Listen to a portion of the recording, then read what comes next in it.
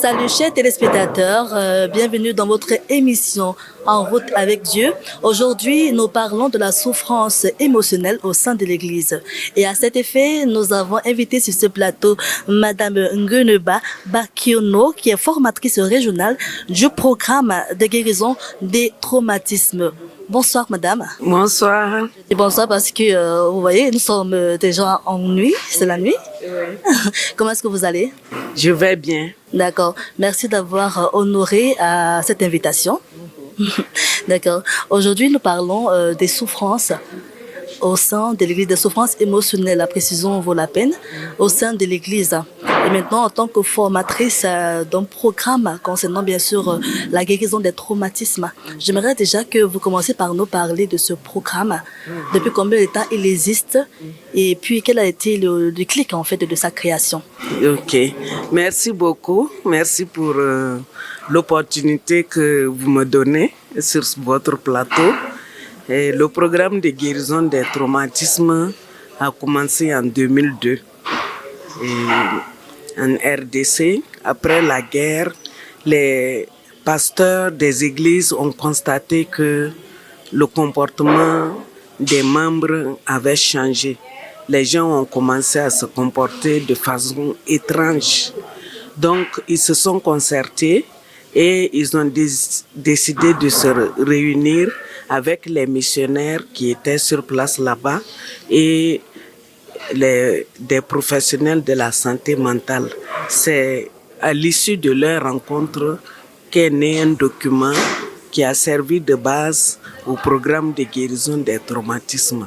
C'est en 2011 que véritablement le programme a été développé, étoffé et est devenu vraiment un programme consistant avec beaucoup de leçons et une dimension internationale.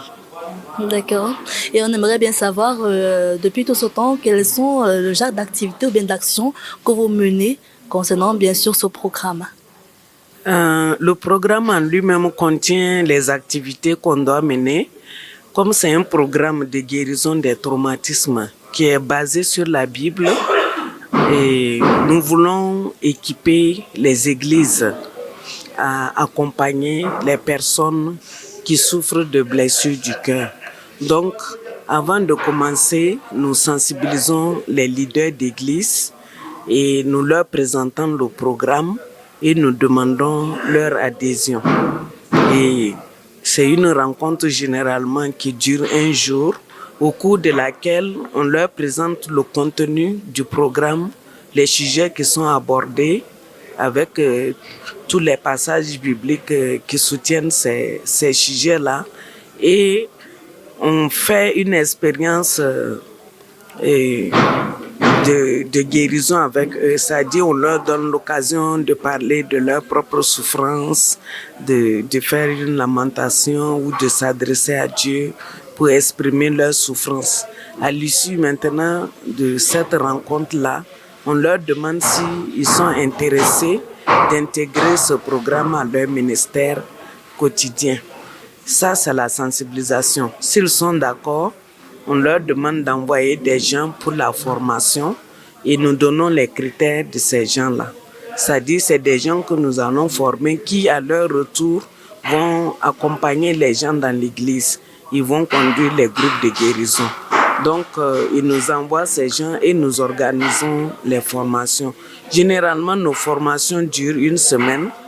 Et pour ce qui est de la formation des adultes, de lundi à vendredi. Et le manuel contient 13 leçons.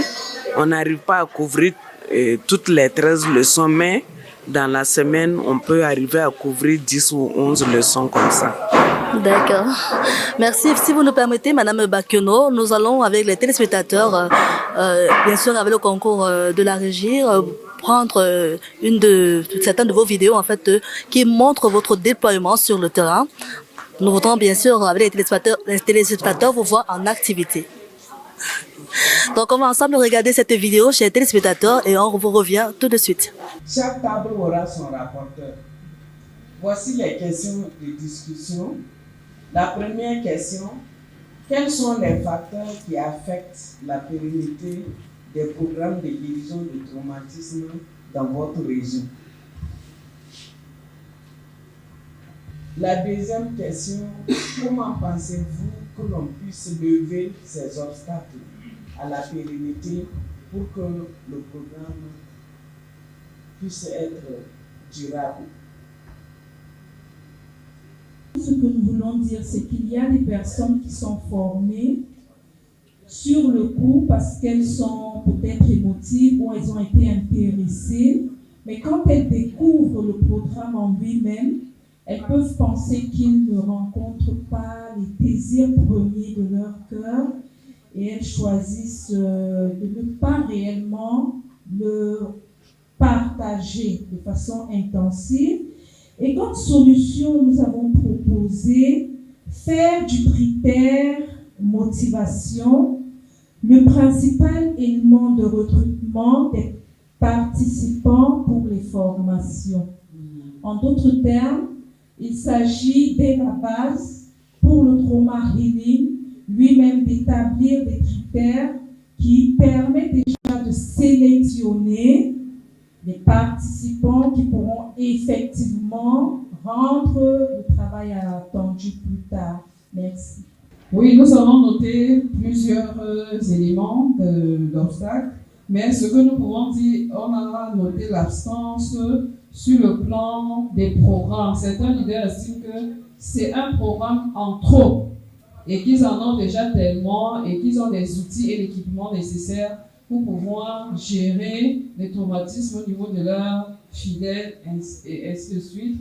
Mais la solution, c'est que nous nous sommes dit qu'il est question de susciter réellement l'intérêt des leaders pour cette formation afin qu'ils perçoivent réellement le bien fondé et la pertinence de la formation des traumatismes et des groupes de guérison. Merci. Merci beaucoup. Les leaders ne veulent pas se faire former parce que des fois, ils connaissent tout. Donc, ce sont des gens qui connaissent tout. Et des fois, s'il faut prendre ce programme, ils veulent utiliser ça à leurs propres fins, leurs propres intérêts. C'est qu'ils ne répondent pas aux objectifs du programme. Merci. Ce que nous proposons, il faut uniformiser la formation avec les organisations partenaires.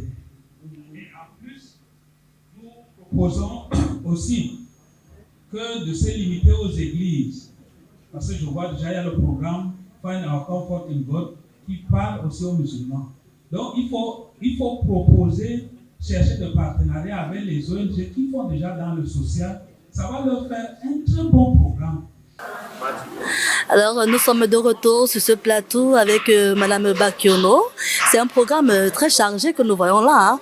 On se demande si vous avez le temps de concilier vie familiale et vie professionnelle. Hein. Oui, ce n'est pas simple, mais j'arrive à concilier. Je planifie ma journée dès la veille et je délègue ce que je peux déléguer et ce que je ne peux pas déléguer, je mets des priorités. Et je commence ma journée avec les priorités. Si le temps ne suffit pas, je laisse ce qui est moins important. Voilà comment je m'organise. D'accord, madame. Alors, si vous me permettez, j'aimerais effectivement qu'on parle de la souffrance émotionnelle dans l'Église. L'Église qui a été toujours considérée comme un havre de paix, comme un lieu de thérapie. Aujourd'hui, on se rend compte que c'est tout à fait le contraire. Alors, qu'est-ce qui peut bien sûr être à l'origine de tout ceci et qu'est-ce qu'on peut faire pour y remédier? Ok, merci beaucoup pour cette question. D'abord, il faut reconnaître que l'Église est un endroit où beaucoup de gens viennent pour adorer le Seigneur et toutes ces personnes viennent avec leur passé, leur arrière-plan. Et donc, beaucoup ont été blessés dans leur vie avant de venir au Seigneur. Et lorsqu'ils ne sont pas avertis, ils ne vont pas chercher à gérer ces problèmes émotionnels qu'ils transportent avec eux. Et donc ça devient une source de problèmes pour eux parce que leur réaction blesse aussi les autres. Donc c'est comme ça que beaucoup de gens subissent des blessures dans l'église et il y en a qui sont frustrés et ils finissent par quitter. Et Dieu merci, notre programme permet vraiment d'aider les personnes qui souffrent émotionnellement. C'est un problème de guérison des blessures du cœur qui est basé sur la Bible et qui intègre aussi les principes de la santé mentale de guérison. Madame Bakiono, dans vos différents déploiements, vous assistez à des événements où vous faites partie des orateurs, comme celui d'aujourd'hui. Est-ce que vous pouvez nous en dire plus, s'il vous plaît? Oui, aujourd'hui l'événement c'est une communauté de pratiques, c'est un ensemble, c'est une réunion de partage en fait des personnes qui font le programme, les facilitateurs, les leaders d'église. On a aussi invité des professionnels de la santé mentale, c'est-à-dire des psychologues pour développer quelques thèmes. Donc le but, c'est un partage d'expériences, d'encouragement et aussi de permettre aux gens d'acquérir un peu plus de connaissances et un renforcement des capacités. Nous avons eu le plaisir de vous voir prester. Donc, si vous nous permettez, avec les téléspectateurs, nous allons ensemble regarder les différents temps forts de ce moment. Bonjour à tout le monde. Et regarde ton voisin. S'il y a un nouveau voisin, dis-lui bonjour voisin. Dis-lui voisin, tu as bien dormi. Demande-lui comment est le temps de Yaoundé. Est-ce que le temps de Yaoundé est agréable?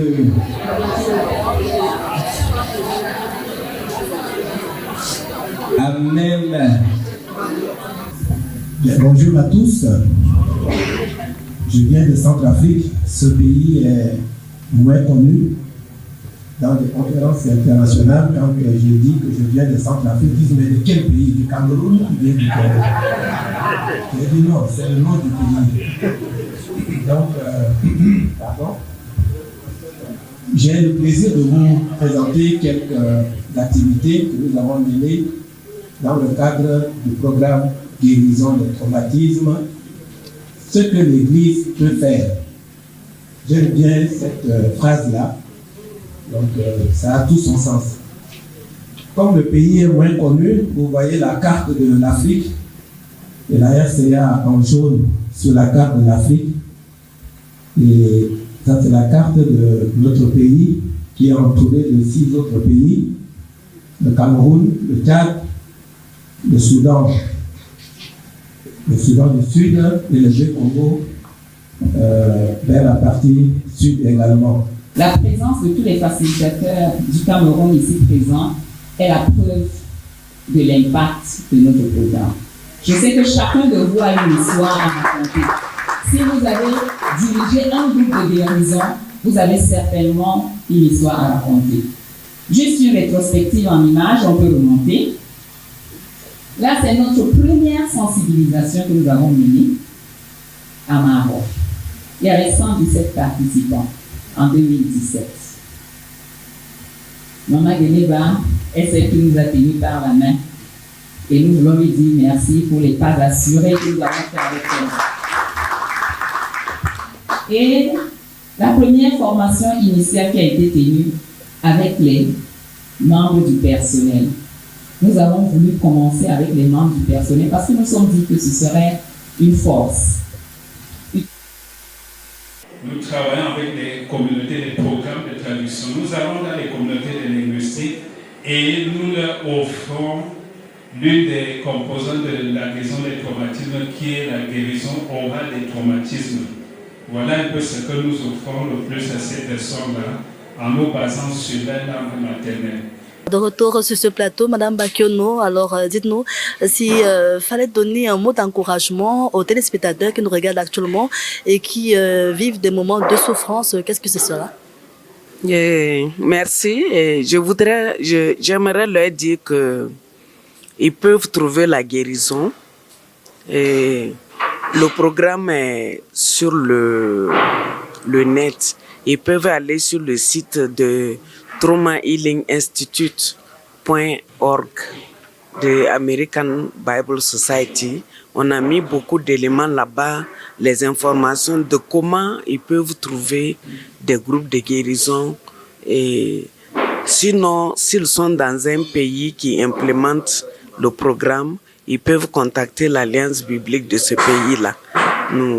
L'Alliance biblique est l'un des partenaires principaux de ce programme pour son implémentation dans chaque pays. D'accord.